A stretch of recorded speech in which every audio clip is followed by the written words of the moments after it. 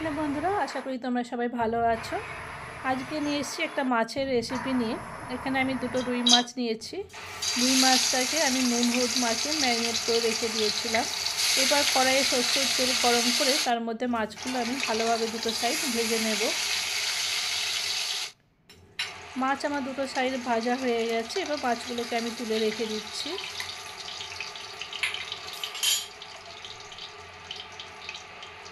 এরপর আমি ওই তেলের মধ্যে দিয়ে দেব 3টে কাঁচা লঙ্কা। কাঁচা লঙ্কাগুলো মাঝখান থেকে চিড়ে নিয়েছি, তা নাহলে লঙ্কাগুলো ফুটে উঠবে। এরপর আমি এর মধ্যে দিচ্ছি স্লাইস করে কেটে রাখা একটা বড় সাইজের পেঁয়াজ। পেঁয়াজটা দিয়ে আমি ভালোভাবে নাড়াচাড়া করে নিচ্ছি। এদিকে একটা পাত্রে আমি টক দই নিয়েছি 2 চামচ। তার মধ্যে 1 চামচ চিনি দিয়ে টক দইটাকে ভালোভাবে ফেটিয়ে নিচ্ছি।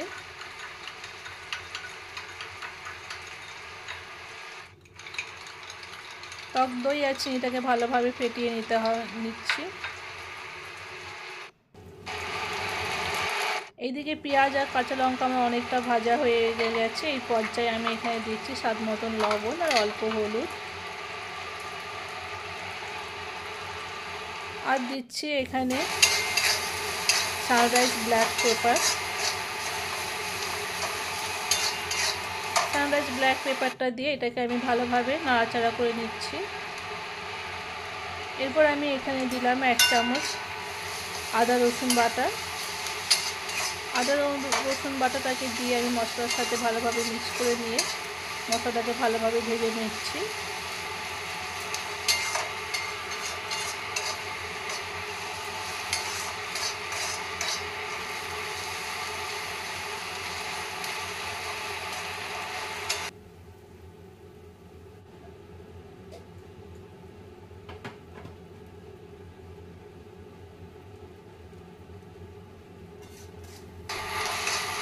পেঁয়াজ আদা রসুন মশলার সাথে ভালোভাবে মিশে গেলে আদা রসুনের গন্ধটা যখন চলে যাবে, তখন আমি এর মধ্যে দেব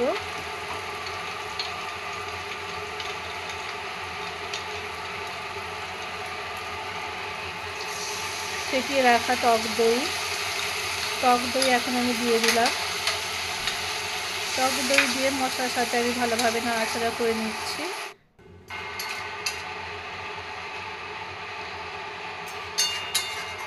এবার আমি মশলাটাকে একটু ফুটিয়ে নেব।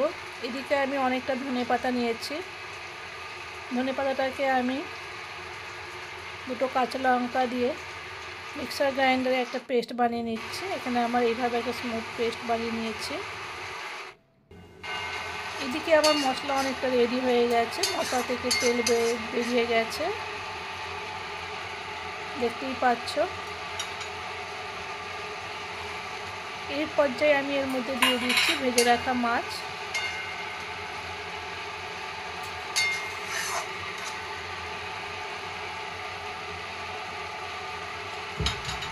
মাছটা দিয়ে আমি একটু ফুটতে দিচ্ছি।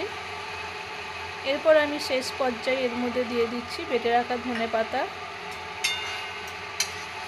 ধনেপাতা দিয়ে ভালোভাবে নাড়িয়ে চাড়িয়ে নেব, মাছের সাথে মশলার সাথে মিক্স করে নেব।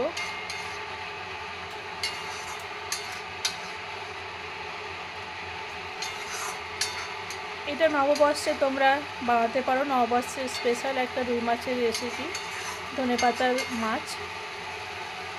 এটা পোলাও গরম ভাতের সঙ্গে দারুণ জমে যায়, ভীষণ মজাদার হয় খেতে। এই দেখো আমার এখানে জল প্রায় শুকিয়ে গেছে। যখন এরকম পর্যায়ে এসে যাবে মাছটা, তখন আমি মাছটা সার্ভ করব পোলাওয়ের সাথে বা গরম ভাতের সাথে বা বাসমতি রাইসের সাথে। জলটা একদম পুরো শুকিয়ে যেতে হবে। এখানে আমার ধনেপাতা রুই সার্ভ করা হয়ে গেছে। আশা করি তোমাদের রেসিপিটি ভালো লাগলো। এই রেসিপিটি নববর্ষে অবশ্যই একটা বানিও। তাহলে আজ এই অবধি। ওকে।